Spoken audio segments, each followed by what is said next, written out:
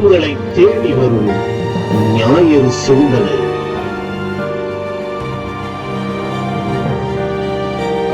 இறைவார்த்தை இல்லந்தோறும் நாளும் கேட்க உள்ளம் மாறும்.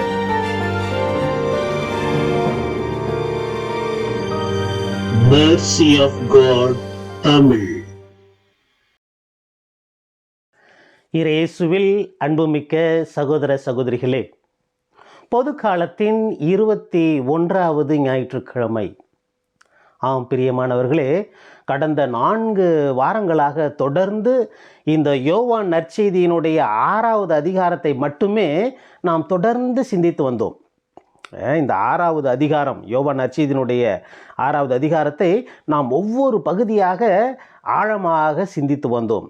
குறிப்பாக இந்த 6வது அதிகாரம் ஆண்டவர் இயேசு கிறிஸ்து தம்மை வாழ்வதரும் அப்பமாக, வானிலிருந்து இறங்கி வந்த அப்பமாக, தன் உடலையே நமக்கு தருவதாக இந்த அதிகாரம் முழுவதும் பேசியதை நாம் பார்த்தோம். இவ்வாறு தொடர்ந்து இயேசு கிறிஸ்து தான் சொல்லிய வார்த்தைகளில் மாறாமல் தொடர்ந்து நான் சொல்லியதையே திரும்ப திரும்ப சொல்வதை நாம் பார்த்தோம்.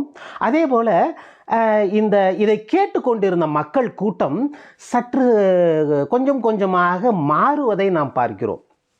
பாருங்கள், இந்த அதிகாரத்தின் தொடக்கத்திலே ஆண்டவர் இயேசு கிறிஸ்து அந்த 5 அப்பங்களையும் 2 மீன் துண்டுகளையும் 5000 பேருக்கு பகிர்ந்தளித்த போது இந்த மக்கள் கூட்டம் மகிழ்ச்சியாக இருந்தார்கள், சந்தோஷமாக சாப்பிட்டாங்க, அப்படியே கொண்டாடி இவரை எப்படியாவது நமக்கு ஒரு அரசராக்கிடணும், இப்படி ஒரு அரசன் நமக்கு கிடைச்சா போதாதா, நமக்கு இப்படி ஒரு அரசன் கிடைச்சா நமக்கு தினந்தோறும் சாப்பாடு கிடைக்குமே, தினந்தோறும் நல்லா சாப்பிடலாம் அப்படின்னு சொல்லிட்டு மக்கள் அவரை எப்படியாவது அரசராக்கி விட வேண்டும் என்று சொல்லி அந்த அப்பத்திற்காகவும் அந்த மீனுக்காகவும் அவர்கள் மிகவும் சந்தோஷப்பட்டார்கள்.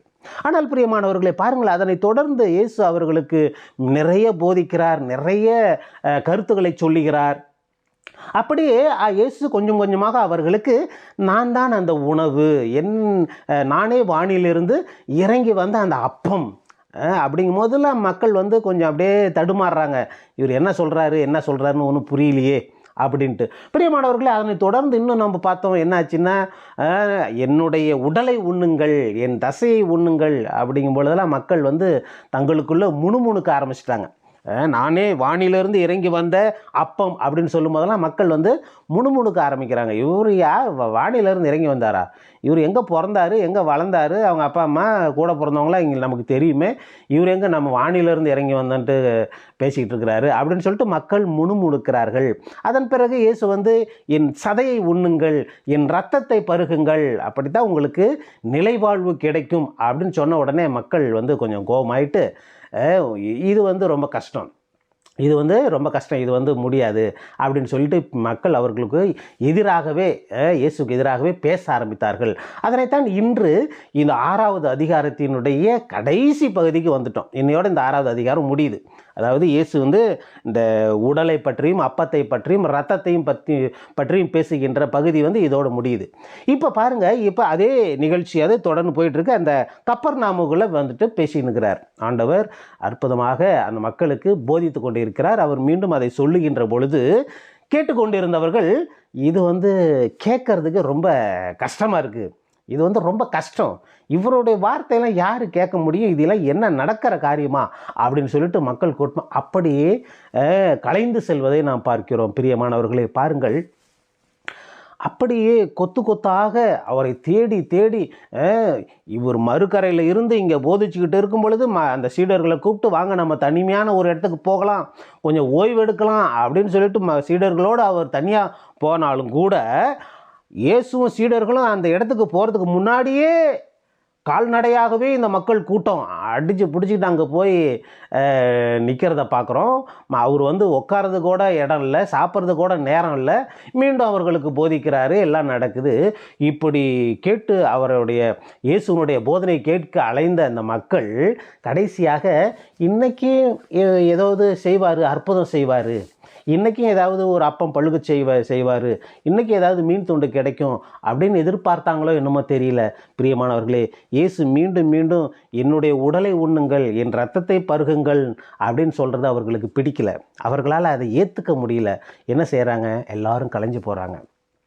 ஏன் இயேசுவை பின்பற்றி எங்கே போனாலும் இயேசு பின்னாடியே போய்கிட்டு இருந்த ஒரு சில சீடர்கள் கூட இயேசுக்கிட்ட இருந்து இயேசுக்கு எதிராக முணுமுணுத்தார்கள் அப்படின்ட்டு இன்றைக்கி நற்செய்தியில் சொல்கிறாங்க.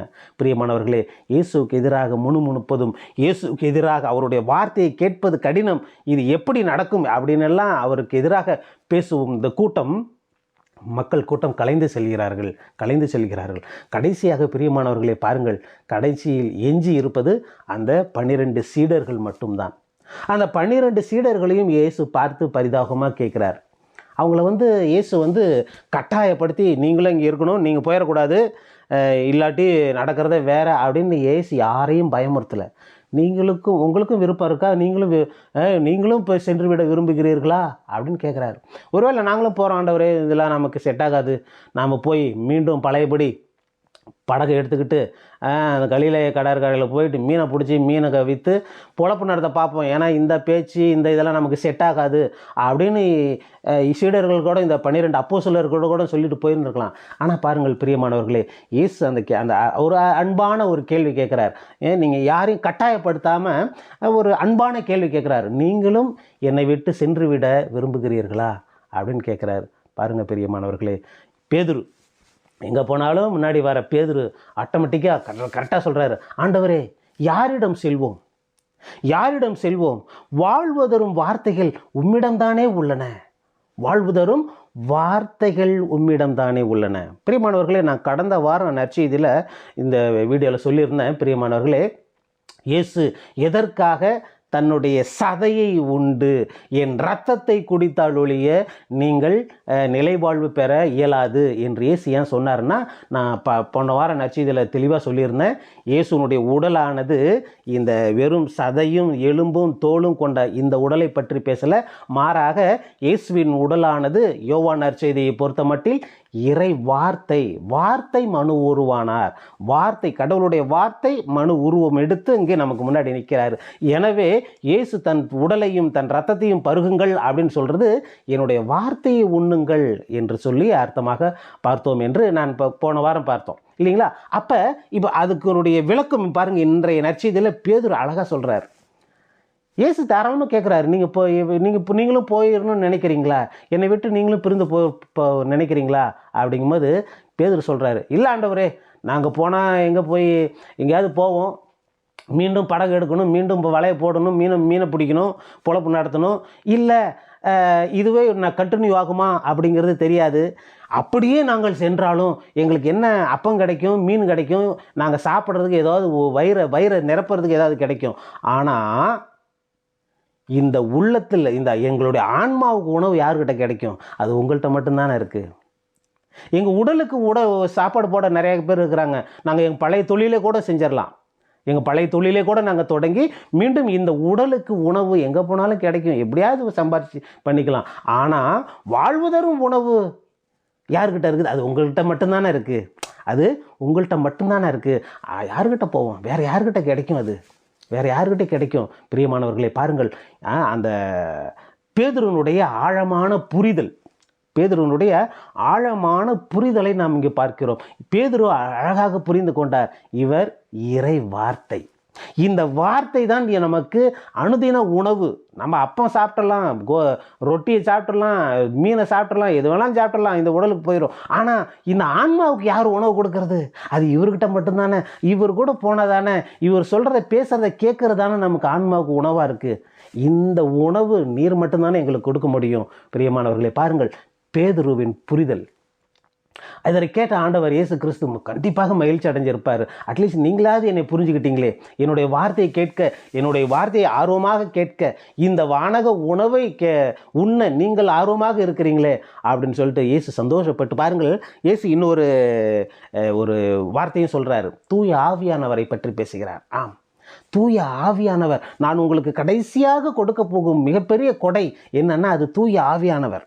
ஆமாம், என்னுடைய வார்த்தைகளை கேட்குறீங்க இல்லையா, ஒரு சில நேரத்தில் அந்த வார்த்தைகள் கடினமாகத்தான் இருக்கும். அதனால தான் மற்ற மக்கள்லாம் பிரிஞ்சு போயிட்டாங்க, ஓடி போயிட்டாங்க. ஏன்? இந்த வார்த்தையை கேட்க முடியல, வார்த்தையை புரிஞ்சிக்க முடியல, வார்த்தை என்ன சொல்லணும் ரொம்ப கஷ்டமாக இருக்குது, இதெல்லாம் ஏற்கத்தகாத வார்த்தைகள் அப்படின்னு சொல்கிறாங்க இல்லையா. ஆனால் உண்மையாலுமே நீங்கள் தூய ஆவியை நீங்கள் பெற்றுக்கொள்கின்ற பொழுது என்னுடைய வார்த்தைகள் ஈஸியாக புரியும். என்னுடைய வார்த்தைகளை நீங்கள் ஏற்றுக்கொள்வீர்கள். ஏனென்றால் உங்களுக்கு அந்த தூய ஆவியானவர் உங்களுக்கு எல்லாத்தையும் வெளிப்படுத்துவார்.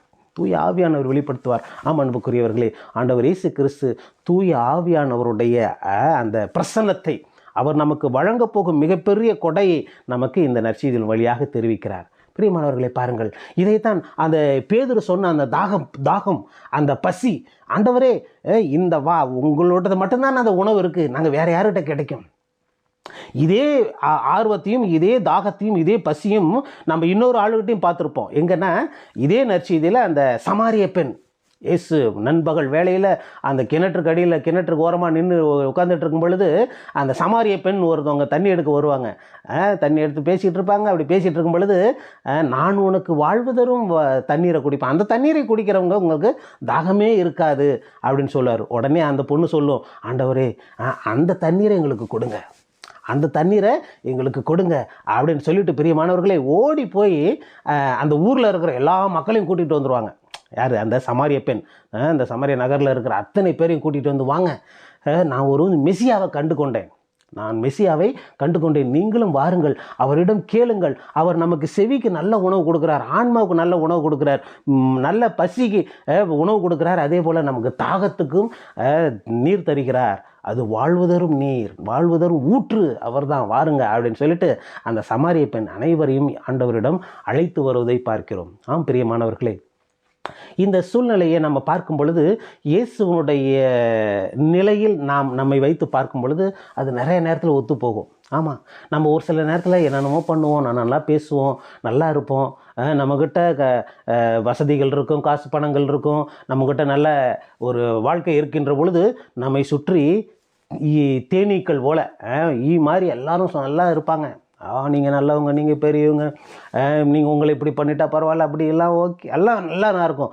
ஆனால் ஒரு சில நேரத்தில் நம்மளுடைய வார்த்தைகள் அவர்கள் புரிஞ்சு கொள்ளாத போது, நம்மளை புரிஞ்சு கொள்ளாத நேரத்தில் அவங்க என்ன பண்ணிடுவாங்க, நம்மளையெல்லாம் அம்போன்னு விட்டுட்டு போயிடுவாங்க. கடைசியாக பாருங்கள், இயேசுக்கு அந்த 5000 பேர் இருந்தாங்க. 5000 பேர் ஆண்கள் மட்டுமே இருந்தாங்க, பெண்கள்லாம் சேர்த்து குழந்தைங்கள்லாம் சேர்த்து எத்தனை 1000 பேர் இருந்தாங்க. அத்தனை 1000 பேரும் பிச்சுக்குன்னு போன இடம் தெரியல. கடைசியாக நிற்கிறது எத்தனை பேர்? இயேசுவை சுற்றி அந்த 12 பேர். இந்த 12 பேர் தான் இருக்கிறாங்க, எல்லாரும் போயிட்டாங்க. இப்படி ஒரு சூழ்நிலை நம்ம வாழ்க்கையில் அடிக்கடி வரும்.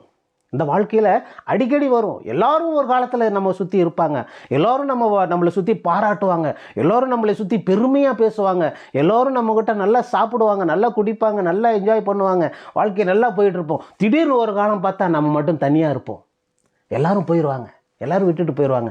ஏன்னா அவங்களுக்கு ஏதோ ஒன்று வேணும் அப்படின்னு சொல்லிட்டு நம்மக்கிட்ட இருந்து எதிர்பார்த்து வராங்க.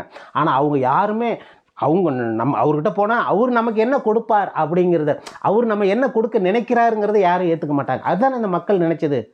இயேசுக்கிட்ட இருந்து நமக்கு அப்பம் வேணும், இல்லாட்டி மீன் வேணும், இப்படி தான் போனாங்களே ஒழிய இயேசு நமக்கு என்ன கொடுக்க நினைக்கிறாருங்கிறத யாரும் எதிர்பார்க்க போகல. இயேசு வெறும் அப்பத்தையும் மீனையும் அது தெளிவாக சொல்கிறாரு. நீங்கள் நாம் செய்கின்ற அற்புதங்களை பார்த்து இதெல்லாம் என்னுடைய வார்த்தைகளை கேட்டு நீங்கள் என்னை பின்தொடர்ந்து வரல, மாறாக அப்பத்துக்காகவும் மீனுக்காகவும் தான் என் பின்னாடி வரீங்கன்னு கண்டிப்பாக இயேசு ஓப்பனாக சொல்கிறார். ஆமாம் பிரியமானவர்களே, சில நேரங்களில் மக்கள், நம் உறவினர்கள் கூட, நம்மை சுற்றி இருப்பவர்கள் கூட நம்மை தேடுவது அவர்களுக்கு ஏதோ அதில் ஒரு நல்ல ஏதோ ஒரு எதிர்பார்ப்பு, அவர்களுக்கு ஏதோ ஒரு நன்மை கிடைக்கும், அதுக்காக மட்டும்தான் நம்மளை தேடுவாங்க. ஆனால் நம்மக்கிட்ட இருந்து சரி, அவங்களுக்கு என்ன இருக்குது, அவங்களுக்கு இருந்து என்ன, அவங்க நமக்கு என்ன கொடுக்குன்னு நினைக்கிறாங்க, அவங்க கொடுக்கட்டும் அப்படின்ட்டு நம்மகிட்ட யாரும் எதிர்பார்க்க மாட்டாங்க. அவருடைய சுயநலத்திற்காக, அவர்களுடைய நன்மைக்காக மட்டுமே நம்மை நாடி வருவார்கள். எனவே இந்த நற்செய்தியில் ஆண்டவர் இயேசு கிறிஸ்து தனிமையில் நிற்கிறாரு. அவர் கடைசியாக ஒரு கேள்வி கேட்குறது எவ்வளோ மன வருத்தமாக, எவ்வளோ ஒரு ஆதங்கமாக கேட்குறாரு பாருங்களேன். நீங்களும் என்னை விட்டு போகணும்னு நினைக்கிறீங்களா? நீங்களும் என்னை விட்டு போகணும்னு நினைக்கிறீங்களா? நான் யாரையும் கட்டாயப்படுத்தலை, உங்களோட விருப்பம் என்று சொல்லி ஆண்டவர் இயேசு கிறிஸ்து நம்முடைய விருப்பத்திற்கு ஆண்டவரை ஏற்றுக்கொள்ள நமக்கு வாய்ப்பு கொடுக்கிறார். எனவே பிரியமானவர்களே, ஆண்டவருடைய வார்த்தையை, ஆண்டவருடைய வார்த்தையை அனுதினமும் ஒவ்வொரு நாளும் நாம் உணவாக உட்கொள்வோம். அதுதான் அந்த வார்த்தை தான், அந்த உணவு தான் நம் ஆன்மாவுக்கு சிறந்த உணவு. அந்த உணவை நாம் உட்கொண்டு ஆண்டவரோடு நாம் பயணிக்கின்ற பொழுது தூய ஆவியானவர் நம்மோடு இருக்கிறார். தூய ஆவியானவர் நமக்கு அந்த தெளிவை கொடுக்கிறார். தூய ஆவியானவர் நாம் கற்றுக்கொள்வதை நமக்கு வெளிப்படுத்தி நமக்கு தெளிவுபடுத்துகிறார். எனவே ஆண்டவரோடு பயணிப்போம், ஆண்டவரை நாள்தோறும் உட்கொள்வோம், தூய ஆவியானவரை பெற்றுக்கொள்வோம். ஆமேன்.